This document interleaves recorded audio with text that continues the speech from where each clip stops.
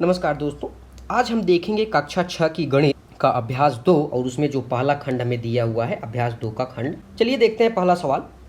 पहला सवाल हमारा कहता है कि सबसे छोटी पूर्ण संख्या बताइए। आइए हम थोड़ी पूर्ण संख्या के बारे में समझते हैं। तो अगर हम पहले लिखें यहाँ पे कि जो हमारी प्राकृतिक संख्या होती है, प्राकृतिक संख्या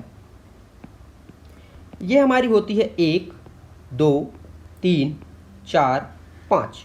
ये संख्याएं जो हैं इसी तरह से बढ़ती चली जाती हैं। अगर हम यहीं पर पूर्ण संख्या की भी बात करें, पूर्ण संख्या हमारी क्या होती है 0, 1, 2, 3, 4 और 5। ये इसी तरह से आगे ये भी चलती जाएगी। अगर हम इन दोनों संख्याओं को ध्यान से देखें तो हमें क्या मिलता है, आप यहाँ पे देख सकते हो कि पूर्ण संख्या में हमारा 0 जो है ना वो थोड़ा आपको अलग दिख रहा होगा, और ऊपर की जो संख्या है प्राकृतिक संख्या ये आपको दिख रही होगी कि 1, 2, 3, 4। ठीक है, ये इस तरह से आगे चलती जा रही है। ये कहाँ तक जाती है, अनंत तक जाती है। आप इस तरह से आप कह सकते हो, कहने के लिए कहा जाता है अनंत तक जाती है। ठीक है, वैसे ये संख्याएं बहुत बड़ी होती हैं। और पूर्ण संख्या में भी आप देख सकते हो 1, 2, 3, 4, 5 इस तरह से अनंत तक चलती जा रही है। ठीक है, अगर आप दोनों को देखो तो ये भी हमारी प्राकृतिक संख्या है, ये भी हमारी प्राकृतिक संख्या है। और पूर्ण संख्या में अगर हम 0 या फिर किसी भी प्राकृतिक संख्या में हम अगर 0 जोड़ देते हैं तो वो पूरी संख्या हमारी कौन सी संख्या बन जाती है, वो हमारी ये पूर्ण संख्या बन जाती है। तो आप इस तरह से कह सकते हो कि 0 ही एक ऐसा संख्या है, ठीक है, जिसे जोड़ने पर प्राकृतिक संख्या भी पूर्ण संख्या में बदल जाती है। तो आप कह सकते हो कि जो 0 है यही हमारी सबसे छोटी पूर्ण संख्या है। ठीक है, चलिए हम दूसरा क्वेश्चन देखते हैं। दूसरा क्वेश्चन हमसे कहता है कि संख्या रेखा पर निम्नलिखित पूर्ण संख्याओं को प्रदर्शित कीजिए। अब नीचे हमारी संख्या दी गई है 0, 1, 2, 3, 4, 5, 6। तो सबसे पहले हम एक संख्या रेखा बनाते हैं। आप संख्या रेखा को इस तरह से बना सकते हो। ठीक है, इसके बाद हम इस पर कुछ मार्किंग करेंगे। ये इस तरह से 0, 1, 2, 3, 4, 5, 6 और 7। तो ये जो संख्याएं हैं यही हमारी जो है संख्या रेखा पर प्रदर्शित हो चुकी हैं। ठीक, बस इतना ही हमारा सवाल ही है। ठीक है, चलिए अगला क्वेश्चन देखते हैं। अगला क्वेश्चन हमसे कहता है तीसरा कि तीन क्रमागत पूर्ण संख्याओं में पहली और तीसरी का योगफल 28 है, तो संख्याएं ज्ञात कीजिए। चलिए, तो तीसरे क्वेश्चन में हमसे क्या कह रहा है कि पहली संख्या प्लस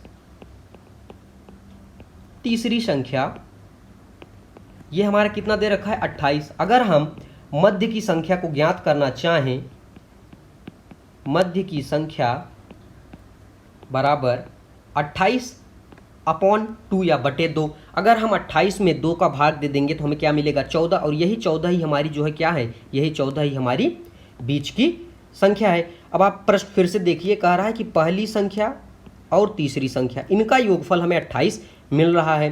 तो अगर इनकी योगफल हमें 28 मिलती है तो हमारे पास दो पॉसिबिलिटी है। पहले में हम क्या देख सकते हैं कि अगर हम पहला लें तो हम लिख सकते हैं या 14, 15 और 16, तीनों भी हमारी जो है क्रमागत संख्याएं हैं जो कि एक क्रम से चल रही, 14, 15, 16।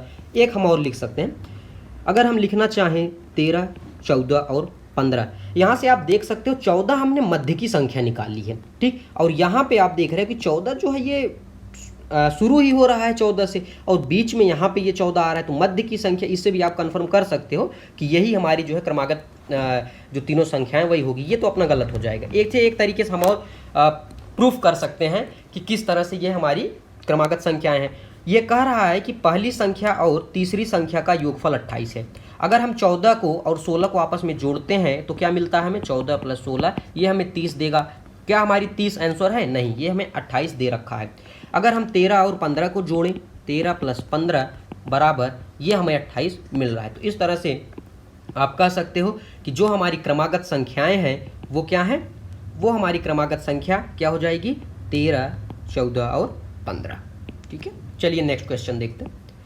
नेक्स्ट क्वेश्चन हमसे कहता है यदि तीन क्रमागत पूर्ण संख्याओं में मध्य की संख्या 39 है तो तीनों संख्याएं ज्ञात कीजिए।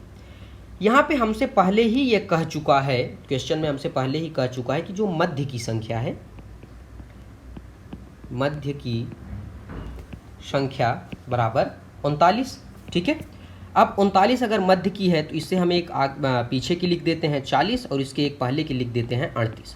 ठीक, तो 38, 39 और 40 यही तीनों हमारी क्रमागत संख्याएं हैं। चलिए अगला क्वेश्चन देखते हैं। 5वां क्वेश्चन कहता है कि प्राकृतिक संख्याओं के समूह में किस संख्या के सम्मिलित कर लेने पर वह पूर्ण संख्या का समूह बन जाता है। ठीक है, अभी हमने यहाँ पे पहले ही देखा कि जो हमारी प्राकृतिक संख्या है वो क्या होती है, 1, 2, 3, 4, 5 इस तरह से ये चलती जाती है। और जो पूर्ण संख्या है वो क्या होती है, 0, 1, 2, 3, 4, 5 ये भी इस तरह से आगे चलती जाती है। ठीक है, तो हम क्या कह सकते हैं कि 0 ही एक ऐसी संख्या है जिसे अगर हम प्राकृतिक संख्या में जोड़ देते हैं तो वो पूर्ण संख्या बन जाती है।